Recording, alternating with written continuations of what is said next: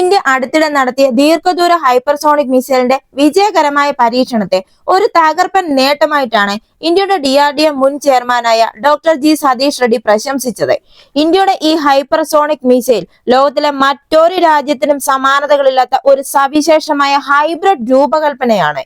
അതായത് ഈ missile ballistic മിസൈലുകളുടെയും cruise മിസൈലുകളുടെയും സവിശേഷതകൾ സംയോജിപ്പിച്ച് രൂപകൽപ്പന ചെയ്തത് എന്നാണ് DRDOയുടെ മുൻ ചെയർമാനായ ഡോക്ടർ ജി സതീഷ് റെഡ്ഡി വെളിപ്പെടുത്തിയത്. അതായത് ഈ പുതിയ മിസൈൽ ഒരു പരമ്പരാഗത ഹൈപ്പർസോണിക് ക്രൂയിസ് മിസൈൽ അല്ലെന്നും ഇത് ഒരു ബാലിസ്റ്റിക് മിസൈൽ പോലെ വിക്ഷേപിച്ച് ഉയർന്ന വേഗതയും ഉയരവും കൈവരിക്കുകയും തുടർന്ന് ക്രൂയിസ് മോഡിലേക്ക് മാറുകയും ചെയ്യുന്നു. അതായത് ഈ മിസൈൽ ബാലിസ്റ്റിക് മിസൈൽ പോലെ വിക്ഷേപിച്ച് ക്രൂയിസ് മോഡിലേക്ക് മാറുകയും ചെയ്യുന്ന ലോകത്തെ ആരുടെയും കൈവശമില്ലാത്ത ഒരു മിസൈലാണ് ഇന്ത്യ വികസിപ്പിച്ചെടുത്തിരിക്കുന്ന ഇന്ത്യയുടെ ദീർഘദൂര ഹൈപ്പർസോണിക് മിസൈൽ.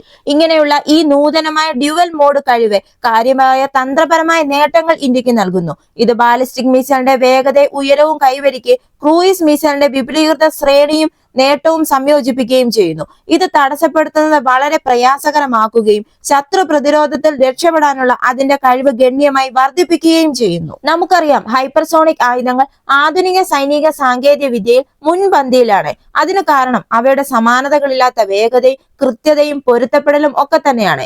ഇന്ത്യയുടെ ഈ നൂതന സംവിധാനത്തിന്റെ വിജയകരമായ പരീക്ഷണം ഹൈപ്പർസോണിക് കഴിവുകൾ പിന്തുടരുന്ന ഒരു ഉന്നത രാഷ്ട്രങ്ങളുടെ കൂട്ടത്തിൽ ഇന്ത്യയും ഉൾപ്പെടുത്തിയിട്ടുണ്ട്. എങ്കിലും ഇന്ത്യയുടെ പുതിയ മിസൈലിന്റെ സവിശേഷമായ ഹൈബ്രിഡ് ഡിസൈൻ, ഈ പ്രത്യേകത മറ്റ് ലോക രാജ്യങ്ങളെക്കാൾ ഇന്ത്യയെ ഒരു പടി മുന്നിലെത്തിക്കുന്നു. ഈ വീഡിയോ നിങ്ങൾക്ക് ഇഷ്ടമായെങ്കിൽ മറക്കാതെ തന്നെ ഈ ചാനൽ ഒന്ന് സബ്സ്ക്രൈബ് ചെയ്യുക. അടുത്ത വീഡിയോയുമായി വീണ്ടും കാണാം.